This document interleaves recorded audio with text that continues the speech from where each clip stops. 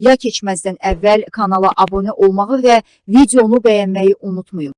Dövlət Təhlükəsizliyi Xidməti Balakənin sabiq icra başçısı ilə bağlı məlumat yayıb.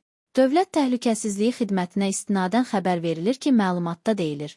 Dövlət Təhlükəsizliyi Xidməti tərəfindən keçirilmiş kompleks əməliyyat istintaq tədbirləri zamanı Balakən rayon icra hakimiyyətinin başçısı olmuş Rzayev İslam Vahidoğlunun həmin vəzifədə işlədiyi müddətdə öz qulluq mövqeyindən istifadə etməklə ona etibar edilmiş külli miqdarda özgə əmlakını mənimsəməsinə və çoxsaylı korrupsiya cinayətlərinə yol verməsinə əsaslı şübhələr yaranmışdır.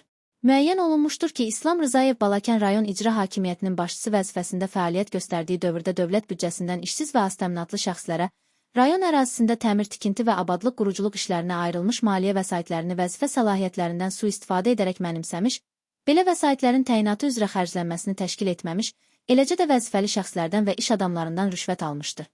Faktla bağlı Dövlət Təhlükəsizliyi Xidmətinin İstintaq Baş İdarəsində başlanılmış cinayət işi üzrə İslam Rzayev saxlanılaraq Azərbaycan Respublikası Cinayət Məcəlləsinin bir külli miqdarda mənimsəmə və təkrar rüşvət alma maddələri ilə məsuliyyətə cəlb olunmuş, məhkəmənin qərarı ilə barəsində həbs qətimkan tədbiri seçilmişdir. Hazırda cinayət işi üzrə istintaq əməliyyat tədbirləri davam etdirilir.